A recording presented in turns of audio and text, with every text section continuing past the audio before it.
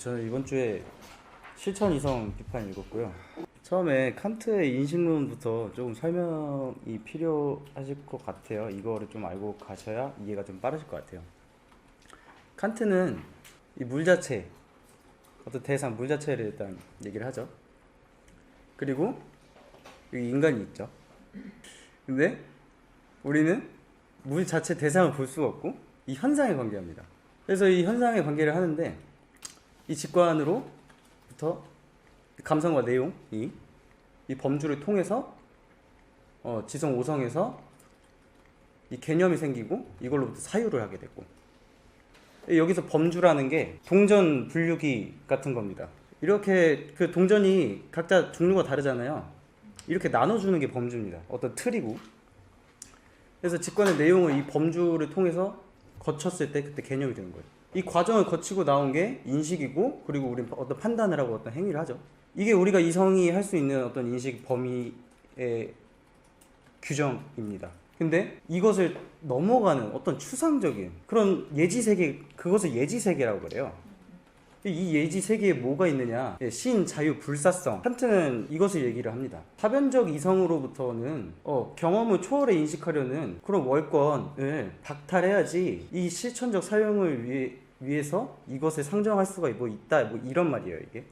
그러니까 이게 실천적 사용을 위해서는 이것들이 상정이 돼야 된다라는 말을 순수이성 비판 서문에서 하고 있습니다. 그래서 제 질문은 도덕 법칙이란 무엇인가요? 실천적인 것에서 이성은 근데 어쩔 수 없이 우리가 인간이잖아요. 욕구, 능력과 관계를 할 수밖에 없어요. 어떤 주관이 끼어들 수밖에 없어. 감성이. 그래서 이성의 법칙 수립을 위해서는 법정이 세워서 자기 자신만을 전제하는 것이 필요하다는 겁니다. 순수 이성이 필요하다는 거예요. 이런 순전한 유욕함이라는 것은 그 순수 이성에 의해서 선언적으로 규정이 되어야만 한다는 것인데, 여기서 선언적이라고 하는 것은 경험에서 독립해서 있는 것이죠. 네, 우리가 경험을 하지 않았어도 원래 그냥 있는 것들입니다. 내가 지금 태양을 보지 않아도 태양은 돌아가고 있고, 그런 것들을 선언적이라고 합니다. 그리고 이 규칙들이 실천적으로도 올바르다. 그리고 그게 법칙이다. 왜냐하면 그것은 정언적 명령이기 때문이다 라고 합니다. 도덕 법칙은 우리한테 맨 처음에 주어지는 것이라고 합니다. 이 순수이성 비판에서 그것을 논증을 했다고 해요. 그래서 이 감성에도 이렇게 영향을 받지 않고 감성이 독립적으로 규정 근거임을 보여줘서, 그래서 바로 필연적으로 자유의 개념에 이른다 라고 합니다. 그래서 실천적인 이성 자신의 법칙 수립이 적극적 의미에서 자유라고 그래요. 그래서 도덕 법칙이 자유의 자유를 표현한다고 합니다. 제가 이렇게 수능 공부를 하면서 많은 문제 풀이를 하고, 그래서 수능을 잘 치기 위해서 수많은 시간을 투자해서 했던 것들이 어떻게 보면 제가 자유를 위해서 그렇게 했던 건데, 그 자유라는 게 그냥 뭐 쉽게 말하면 그냥 잘 살고 싶다, 내가 원하는 대로 살고 싶다잖아요. 내가 원하는 대로 살아서 내가 나만의 원칙으로 그렇게 살고 싶다, 그런 자유를 표현한다는 말입니다. 저는 개인적으로 자유하면은 그 박진영의 인터뷰가 그냥 바로 항상 그것만 먼저 생각이 나더라고요.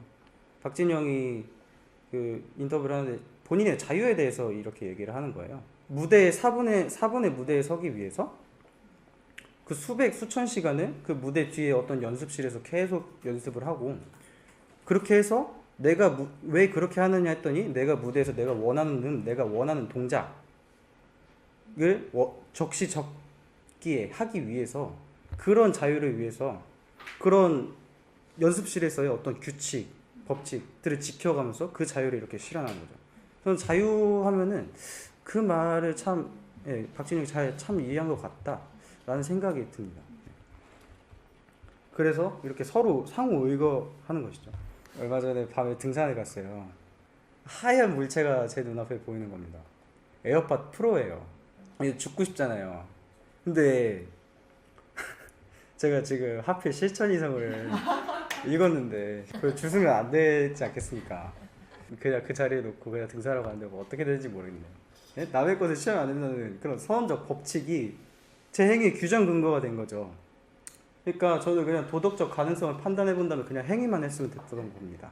근데 이런 선이나 악이 의지가 이성 법칙에 의해서 그 무언가를 선이나 악의 객관으로 삼게끔 규정되는 한에서 이 의지와의 관계를 의미한다고 그래요. 선이나 악이 의지와의 관계를 의미한대요. 근데 이 의지라는 게 객관적으로 직접 규정되는 게 아니라 이성의 규칙을 행위의 운동 원인으로 삼는 능력이래요.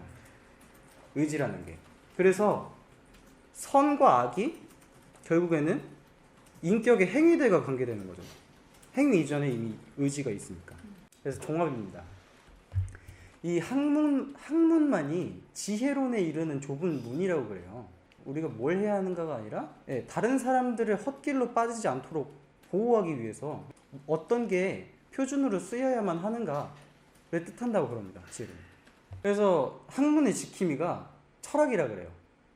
근데 이런 철학에 대중들은 참여를 할 수 없겠지만, 근데 우리 대가들의 작업에서 우리가 그런 가르침들 있잖아요. 우리는 거기에 이렇게 참여 정도는 해야 된다는 거죠. 이 가르침 부분에 자꾸 제가 감사함이라고 있더라고요. 진리들이라든가 어떤 인문학적인 그런 지식들, 그리고 삶의 다양한 그런 지식들을 나에게 전수해줬던 미리 학문의 길을 닦아서 정초해 놓은 그런 대가들에 대한 좀 감사함이 좀 느껴지더라고요. 제가 그에 대해서 자주 그리고 계속해서 숙고하면 할수록 점점 더 새롭고 점점 더 큰 경탄과 외경으로 마음을 채우는 두 가지 것이 있다. 그것은 내 위에 별이 빛나는 하늘과 내 안에 도덕 법칙이다 라고 얘기를 합니다. 참 멋진 말인 것 같습니다. 이게 칸트의 묘비에 써있는 말이에요. 도덕 법칙에 대한 존중을 하면서, 그리고 그것에서 우리가 경탄과 외경을 느끼는 것이 칸트가 말하는 그런 실천 이성이고 도덕 원리고 그런 말을 하는 것 같습니다.